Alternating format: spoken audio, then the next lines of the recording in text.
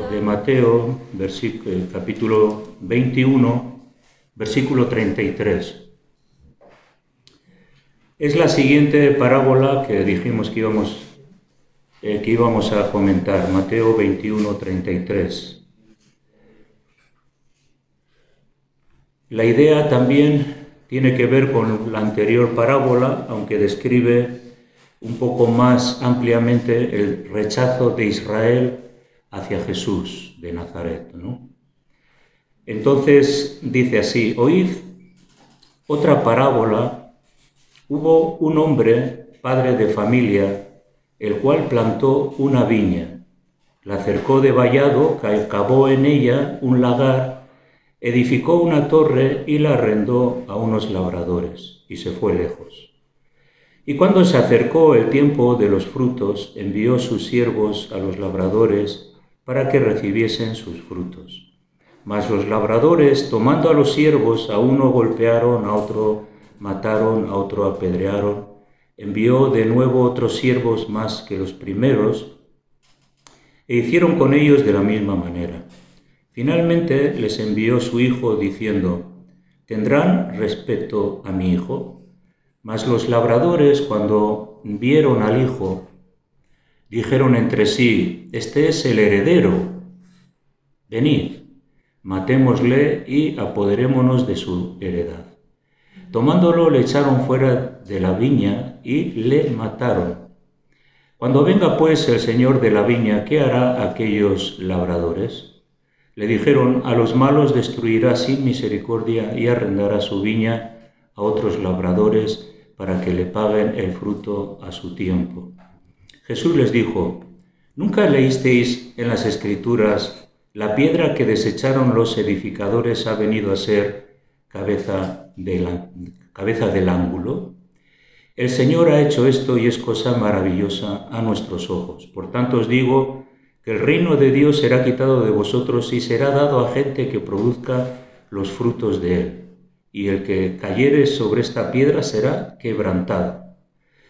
Y sobre quien ella cayere le desmenuzará. Y oyendo sus parábolas, los principales sacerdotes y los fariseos entendieron que hablaba de ellos. Pero al buscar cómo echarle mano, temían al pueblo porque éste le tenía por profeta. Bueno, es una parábola muy conocida y está muy bien explicada y casi no necesita explicación. Dios es ese que hizo una viña, le puso un lagar, la cercó, puso una torre. Eso de cercar significa que era una viña protegida, delimitada y que tenía un uso exclusivo, ¿no? Que era esa viña. Pero claro, vino el dueño de la viña y mataron a las dos grupos de personas que venían a exigir parte de ese fruto. En la antigüedad, y yo todavía recuerdo que mis padres me contaban que cuando alguien trabajaba en la labor de un campo aunque no era suyo, una parte se la quedaban ellos para vivir, pero la otra era la parte que debían de entregar al dueño de la tierra. Hoy en día igual todavía puede ser que ocurra eso, ¿no? Así que los trabajadores tenían su parte, pero también el dueño de la viña venía a pedir los réditos de ese trabajo, ¿no?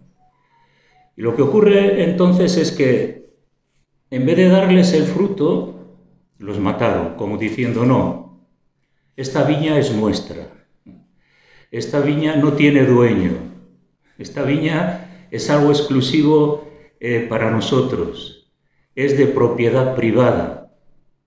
Pero claro, la propiedad privada, esto nos habla que el reino de Dios no es de ninguna propiedad de ningún ser humano. No es propiedad de uno que tenga un nombre de papa o algo así, ¿no? Es la propiedad de Dios. Y Dios es el que ha establecido los trabajadores en su viña y las personas, que es la iglesia, que trabaja en esa viña. Somos nosotros los que estamos trabajando en la viña que Dios nos ha encomendado.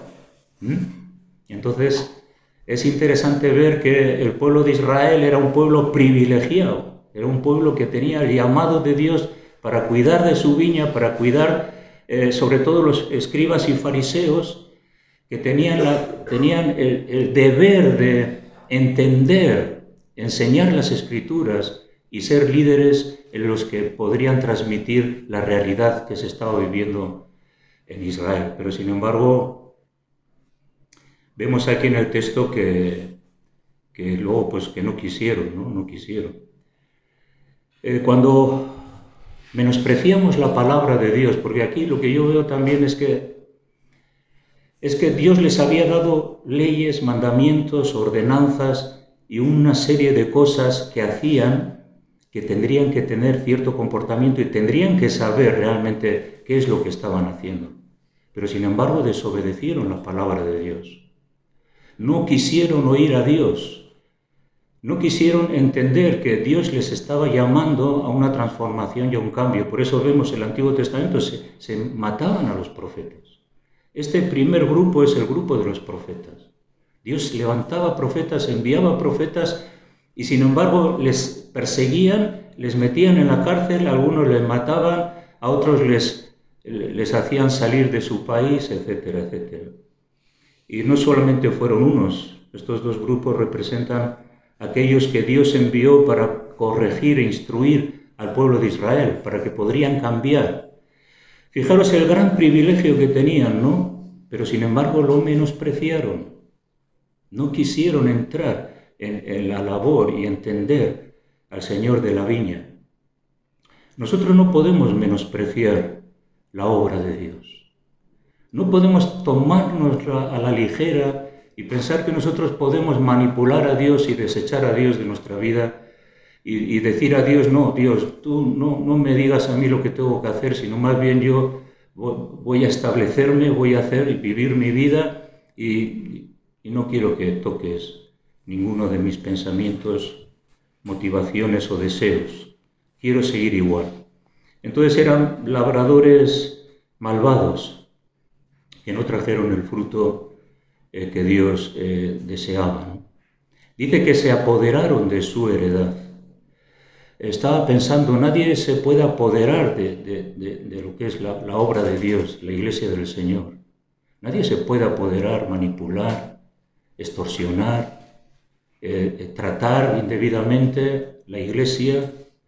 Nadie puede apoderarse de aquello que nos ha sido prestado. Todo lo que tenemos nos ha sido prestado, nada, absolutamente nada nos pertenece, nada. Y necesitamos entender que tenemos que dar cuentas a Dios y traer fruto, el fruto que Dios quiere, que desee, que generemos para Él. Dios espera fruto de nosotros y tenemos que dárselo generosamente. El fruto que tiene que ver con el servicio, con una vida íntegra y de referencia, para que el Señor pueda recibir la gloria, pueda recibir la honra, pero nunca nosotros guardarnos aquello que no nos pertenece, que no lo debemos de guardar.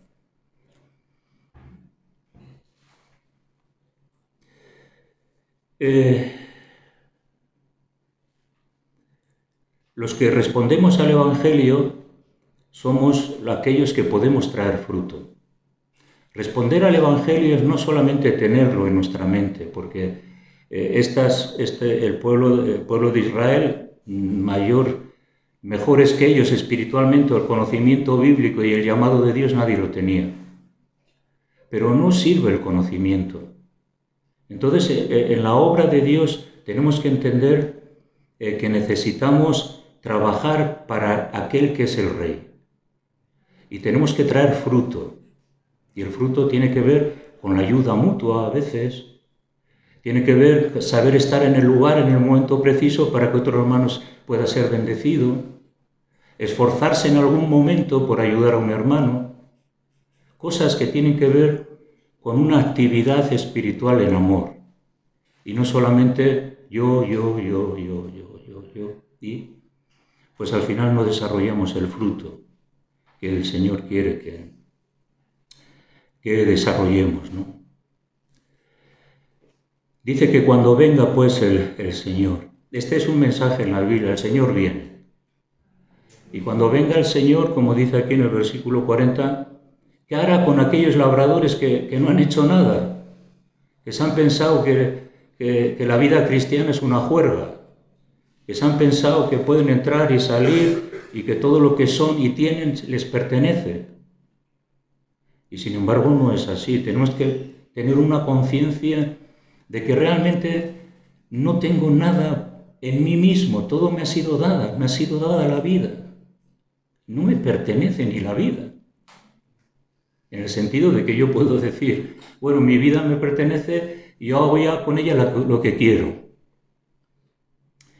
Pero eso sería ser un labrador malvado, que no entiende que su Señor espera un fruto, que le ha dado unos privilegios, porque tenemos tremendos privilegios como creyentes. Antes lo hemos dicho, ¿qué privilegios tenemos? Tenemos el amor de Dios, tenemos el perdón, tenemos la ayuda, tenemos la salvación, tenemos la esperanza de la vida eterna.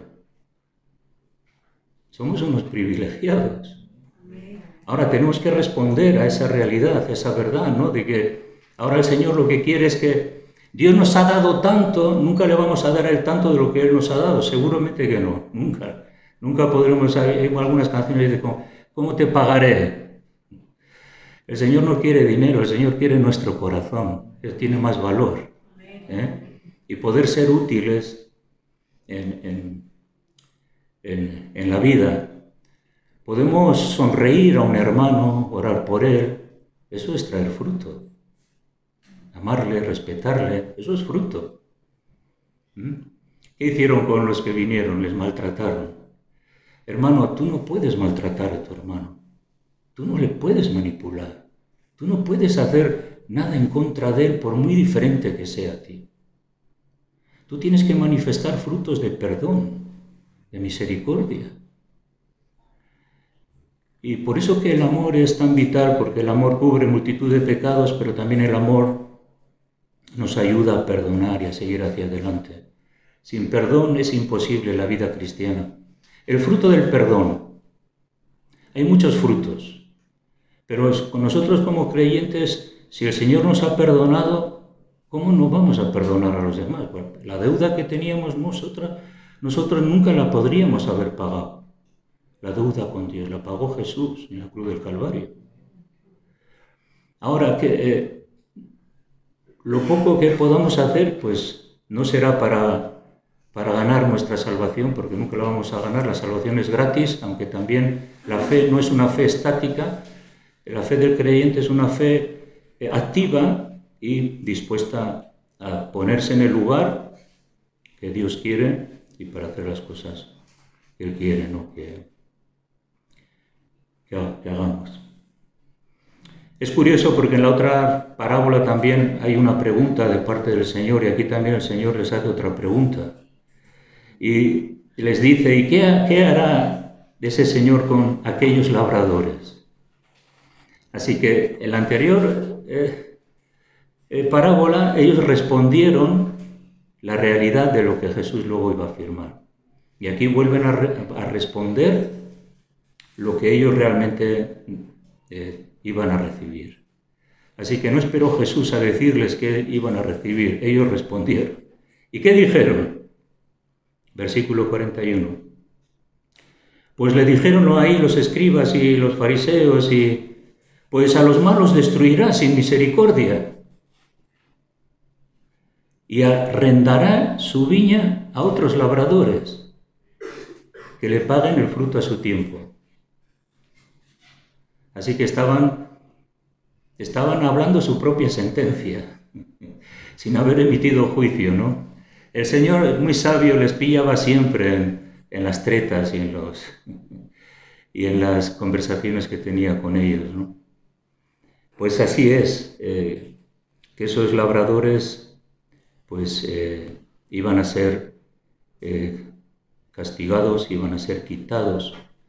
Y aquí hay algo profético también, porque no solamente los judíos que pensaban que eran exclusivos en el reino de Dios y que ellos eran el padre de Abraham y que ellos habían heredado las promesas y que ellos tenían todo de parte de Dios, se pensaban que nadie les podría quitar de ese lugar.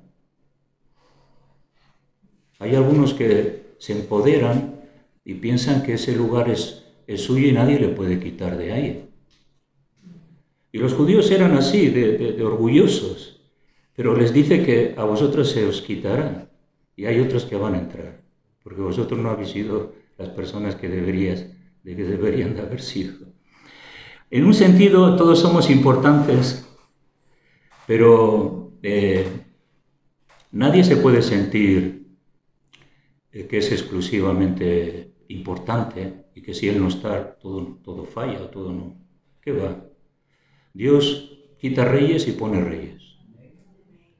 Y Dios levanta ministerios y quita ministerios. Y la cosa es que no pensemos que porque soy yo el que soy, pues a mí el Señor siempre me va a tolerar este pecado, siempre va a permitir que yo haga mi vida de esta manera y bueno, pues Dios tendrá misericordia de mí. Pero este es el espíritu que hay a veces en la vida religiosa, que Dios es tan bueno y tan misericordioso que a mí siempre me va a perdonar, desde luego que sí, pero que al final pues todo me va a salir bien. Y este es el espíritu también de este mundo, ¿no? Hay una palabra y era siempre la lucha en el Nuevo Testamento, ¿no? Que había muchas corrientes y mucha gente que decía que podía pecar y podía ser salvo a la vez. Pero esto no es así, la palabra de Dios. Si uno peca, no es salvo. Y leemos, por ejemplo,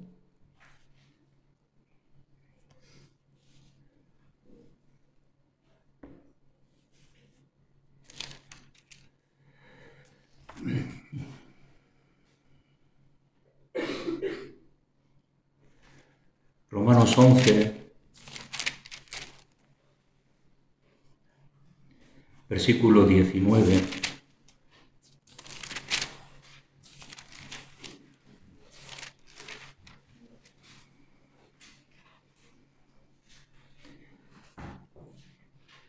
Vemos que esta palabra de Romanos es la profecía que se cumple justamente en lo que ellos mismos estaban respondiendo de ellos mismos.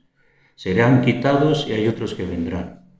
Y eso se refiere a los gentiles, a los no judíos. Así que los que se pensaban que tenían una salvación intocable, incambiable, porque eran padres de Abraham, Jesús les dice que van a ser quitados. Y la salvación será para todas las naciones.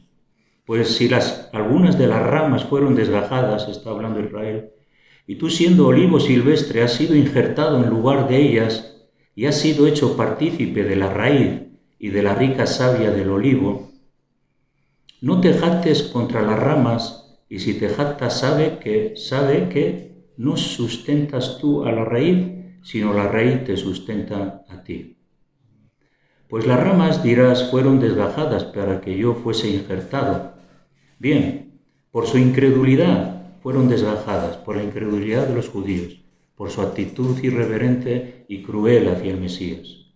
Fueron desgajadas, pero tú por la fe estarás en pie. Y le dice, no te ensoberbezcas, sino teme, porque si Dios no perdonó a las ramas naturales, a ti tampoco te perdonará. Hermanos, no podemos jugar con el pecado. No podemos pensar que puedo vivir mi vida pecando y pecando y pecando y Dios siempre me está perdonando. Sí, desde luego que pecamos y el Señor nos perdona, pero hay ciertas actividades pecaminosas que no se desarraigan de la vida. Y si no se desarraigan, pues entonces estamos en peligro. Nunca podemos decir que esto está bien. Que el Señor a última hora, el Señor me salvará. El otro día hablamos de Sansón. Sansón jugó con el pecado. Y al final, ¿qué ocurrió? Pues que el Espíritu de Dios se fue de él y fue víctima de sus propias concupiscencias. Luego se arrepintió, sabemos, pero su estado fue un estado pésimo. El Señor al final tuvo misericordia de él, le devolvió las fuerzas y tuvo la victoria contra los enemigos. Pero no siempre podemos prever no podemos prever que en el camino yo voy a tener control de las cosas. No lo podemos prever. Y tenemos que saber que tenemos que estar, ¿qué dice la palabra de Dios? Nuestras lámparas encendidas, llenas de aceite, porque el esposo viene. Y entonces a última hora no podemos coger el aceite, ponerlo en nuestras lámparas y pensar que lo puedo hacer en un momento, ¿no? Pero no es así, ¿no? Entonces Jesús les dijo: ¿nunca leísteis en las Escrituras la piedra que desecharon los edificadores? Ha venido a ser cabeza del ángulo. El Señor ha hecho esto y es cosa preciosa a nuestros ojos. Así que lo que el mundo desecha, para nosotros es cosa preciosa. ¿Hay algo más precioso que una vida segura, llena de esperanza y de eternidad? No hay nada. Antes hablábamos de eso, de que algunas personas buscan personas a las que seguir, pero sin embargo nosotros sabemos en quién tenemos que seguir. Tenemos que saber que es una cosa maravillosa seguir al Rey de Reyes y al Señor de Señores. No hay otra cosa igual. Y entonces, esa piedra que desecharon los edificadores, tenían allí a Jesús, podían haber edificado en Jesús todas las promesas, toda su historia la podían haber edificado en Él, pero cogieron esa piedra, la desecharon. ¿Y qué ocurrió? Que ya no pudieron edificar. Sin Jesús no se puede edificar. Es la piedra que han desechado los edificadores. También es la piedra que está desechando este mundo. Y sabemos que este mundo sin Cristo no hay esperanza, no hay nada que augure buenas cosas sin Cristo, ¿no? El versículo 43 dice: porque por tanto os digo que el reino de Dios será quitado de vosotros y será dado a gente que produzca los frutos de él. Sabemos que el ministerio de los apóstoles a los gentiles fue un ministerio que les costó entender incluso a los propios apóstoles, que también los gentiles habían entrado a la salvación, que ya no se trata de una exclusividad de ciertas personas, sino que el reino de los cielos se ha acercado a todos, y no importa si uno es rico, si es pobre, si tiene o no tiene, o qué es lo que tenga, depende de ese llamado de Dios. Será quitado de vosotros y que produzcan los frutos de él. Así que los que creemos tenemos que ser de los que producen esos frutos. Porque también en el pueblo de Dios hay mucha religiosidad. Y a veces es algo que el Señor nos tiene que... Antes hemos dicho: abre mis ojos, yo quiero verte, quiero... Y es verdad que tenemos que entender que la religiosidad no nos sirve en absoluto. Y a veces cogemos la religiosidad y la ponemos como un bastón y me apoyo en que soy religioso, en que conozco la Biblia, y me apoyo en que Dios es bueno y conozco algunas doctrinas, y entonces me apoyo en algo que no me tengo que apoyar, que es la religiosidad. Pero si yo entiendo que he sido puesto en Cristo, tengo que edificar y tengo que traer fruto, pues entonces no me apoyaré en nada que realmente no produce nada, la religiosidad en sí misma. Y lo vemos en ellos también, ¿no? Religiosos hasta la médula, pero sin embargo sin frutos de arrepentimiento. Y vemos la historia de ellos, ¿no? Que realmente era penosa, ¿no? En todos los aspectos sociales, morales, espirituales, estaban totalmente ciegos. Y dice el versículo 44: y el que cayere sobre esta piedra será quebrantado, y sobre quien ella cayere le desmenuzará. Cualquiera persona que caiga sobre Jesucristo sin ningún tipo de fundamento, porque hay mucha gente que persigue el cristianismo, que desecha a Cristo. Es como si alguien caería sobre esa piedra que es Cristo. ¿Y qué dice? Que será quebrantado. Si alguien en su soberbia, en su orgullo, viene contra Cristo y se piensa que se va a librar de su juicio y que cree que Él tiene la razón y va a hablar con Él cuando sea necesario, como algunas personas creyentes he oído que han dicho, yo cuando vaya al cielo, bueno, le diré a Dios por qué me ha sucedido esto. Claro, están llenas de amargura y resentimientos contra Dios, ¿no? Será quebrantado, así que cualquier persona que caiga sobre Cristo será quebrantado. Pero también dice que quien sobre ella cayere le desmenuzará. Esta es la gran piedra que es Jesús. Todos aquellos que vayan contra Él serán quebrantados. Y lo vemos en la profecía bíblica. Y todos los que cuando Jesús caiga con su juicio sobre los no creyentes, sobre los incrédulos, sobre los que le persiguen y siempre le han perseguido, dice que serán desmenuzados. Esta piedra poderosa, cuando caiga, ¡pah!, serán desmenuzados. Así que toda apariencia, todo orgullo, toda soberbia, todo aquello que tiene que ver con tesis, pensamientos, todo aquello que está bien ideado para una mente, que parece que todo eso va a perseverar, va a permanecer, pero sin embargo no es así, van a ser desmenuzados. En Daniel hay una visión que Daniel le dio a Nabucodonosor, rey de Babilonia, en el reino. Le dio, bueno, creo que conocéis la historia, que Dios le dio una visión a este rey, y este rey no encontraba a quien podría interpretarlo. Sabemos que Daniel interpretaba los sueños, y le dio una interpretación, ¿no? Y entonces se quedó estupefacto, ¿no?, el Nabucodonosor, porque parte de esa interpretación tenía que ver con que su reino iba a ser quitado. Poderoso era, grande, pero su reino iba a ser quitado. Así que, ¿sabéis que le dejó como un animal viviendo un par de años a Nabucodonosor? Se le crecieron las uñas, no se lavaba, su mente estaba, ¿no?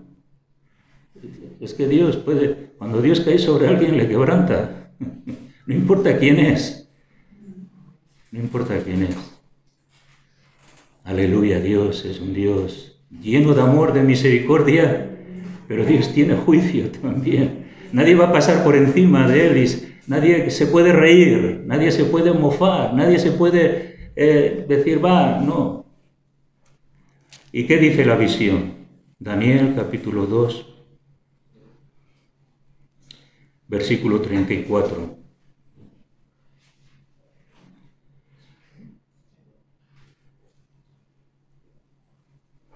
No podemos entrar en lo que es toda la visión, pero dice, estabas mirando, le dice Daniel, que una piedra fue cortada no con mano. Fijaros que esta piedra que fue cortada no con mano es la piedra santa, inmaculada, donde no la ha tocado ser humano y donde esa piedra procede de Dios. Y esa piedra se refiere a Jesucristo. Esa piedra fue quitada. Y fijaros, fue cortada no con mano, no con mano de hombre,